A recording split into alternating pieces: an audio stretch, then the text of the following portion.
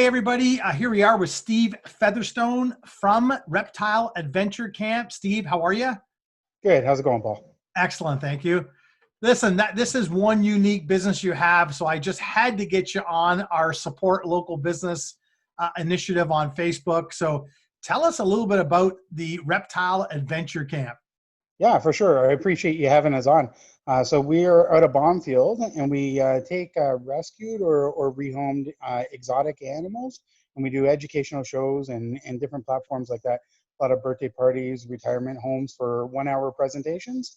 But we also do a lot of like big fall fairs, and we run a summer camp program as well through our facility in Bonfield. Okay, cool. So the summer camp program, will that be happening this year, do you think, or?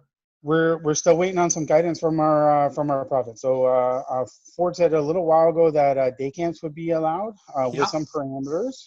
We haven't heard what those restrictions are going to be yet, but obviously we'll conform to whatever our health experts say we need to do to make sure that it's safe. And unfortunately, no residential camp this year. So we have a pretty big following in Hamilton still. That's where we're originally located from. So we still have a lot of kids in Hamilton that will come out and spend a week with us. And unfortunately, that won't be allowed to occur this summer. Right, right. So what happens at Reptile Adventure Camp? What goes on? Yeah, it's so our day camp is like 8 a.m. till 5 p.m. every day, and it's all animals, all nature, all the time. So no screen time, no electronics really, other than like some cameras and stuff like Yeah, that. But yeah, just back to the basics, playing outside, playing with some animals, learning about them.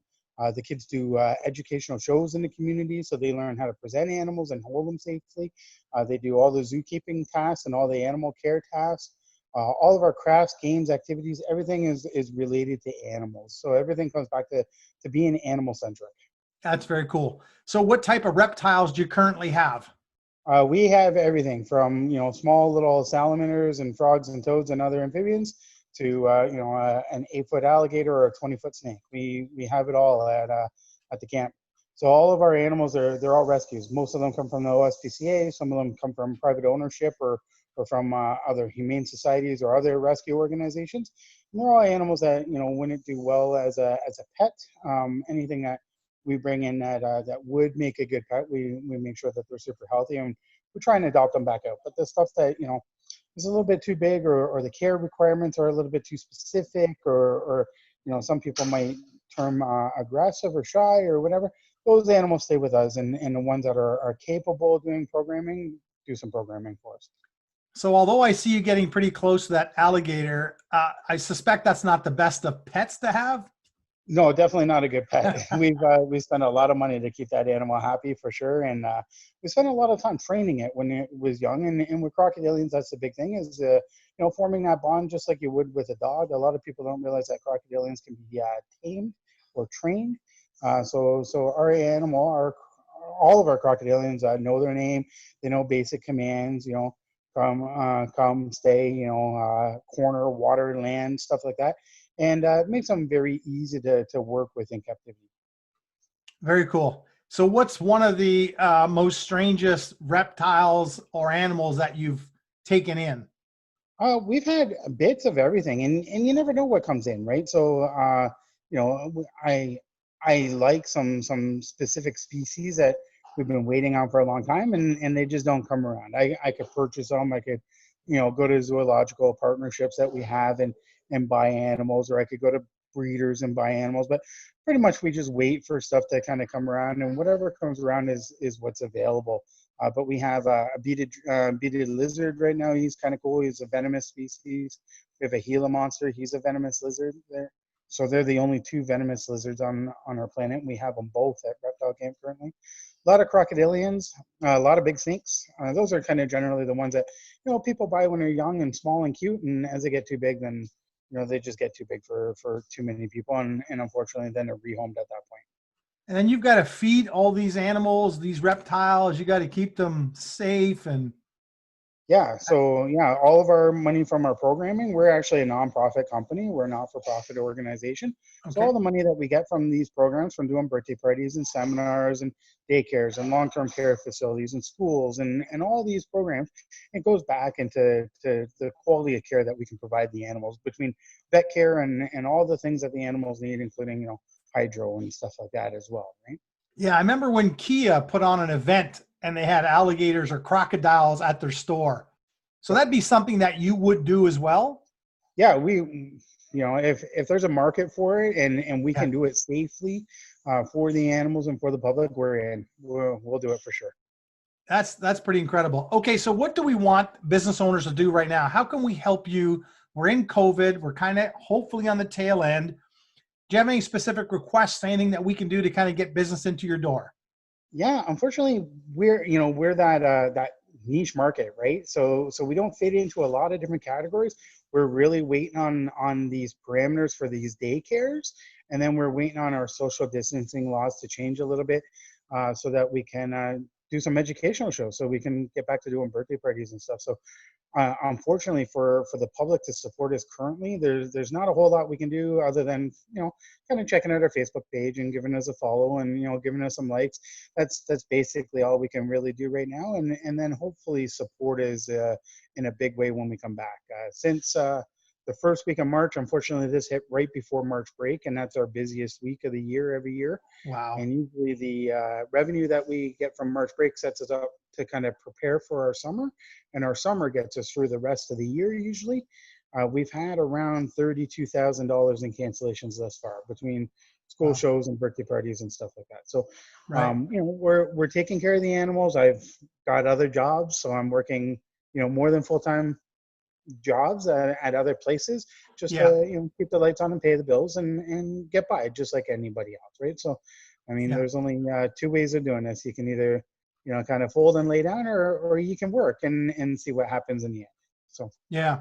And you're a worker. I can see all the different things you've done on your Facebook page. So the community can definitely help by giving you a like, by giving you a review. yeah, for This, sure. all of this helps. I suspect you'll take donations as well. Like we got to keep these animals fed. We do take donations. I'm never one to kind of put a hand out. A lot of different zoological organizations and animal educations places have come up with GoFundMe's and stuff like that. We haven't resorted to that. Right. A friend of mine did a GoFundMe like 3 years ago for us when we had the big fire, and it was a fantastic help. But I always feel bad about that kind of stuff. We're a small organization. We'll get by with some work ethic, right? So I can just work some other jobs and earn a paycheck like everybody else and put it back into the company, and the company Yeah. will still be there when it's time to do some shows again. We'll be there. Yeah. That's a great attitude, man. Awesome attitude to have for sure. But if you're a business owner and you're watching this video, man, you can always reach out. Every donation counts, right? It does help to support, feeding these creatures and keeping them out there, because it's lovely to see the expression on kids' faces when they come out there. It must be just awesome to see some of that.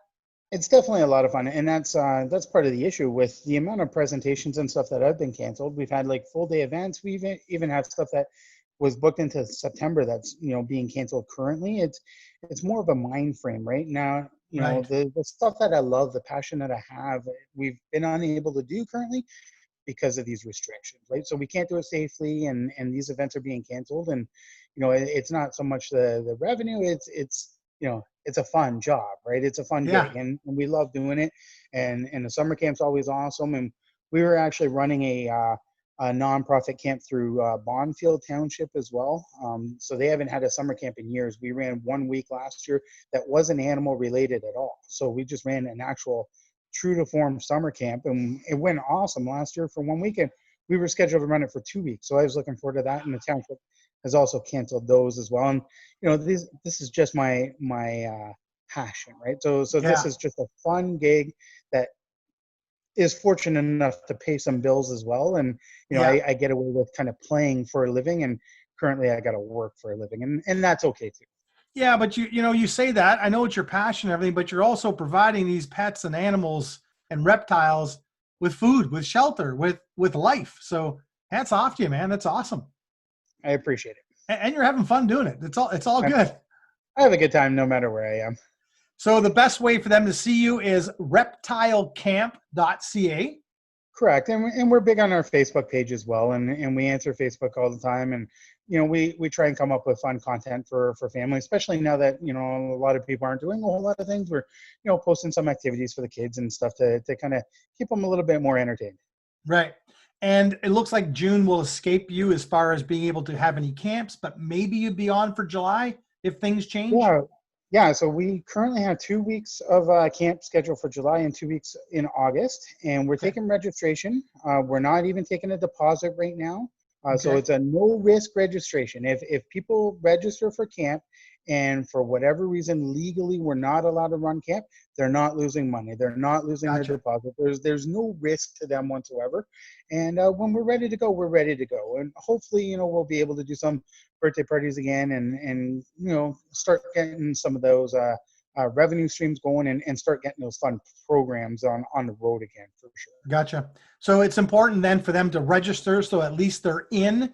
And if it does happen, great. If it doesn't happen, no obligation. You're not taking deposits, but it's a great way to kind of get yourself in place, get yourself in the queue, the lineup. Yeah, correct. Yeah, currently there's no risk to them. I've seen some other news stories about some big camps that people have paid either large deposits or paid in full, and unfortunately they're not receiving their deposit back. That's not us, right? We're family run, community orientated. There's no risk. We're not ripping you off for your money. If we can't run a program, we just simply can't run a program. So currently we're taking registration without money, without any deposits or anything. Just get your name in, and that way that camp spot is set for you. That's awesome. Steve, listen, thank you so much for coming on. I greatly appreciate it. Very cool business. Let's see if we can get some attention to you, because I think it's very interesting what you've got going. Perfect. I appreciate it. Hopefully we'll see you at some of these events in the future. That sounds great. Thank you. Thank you. Okay. Bye-bye.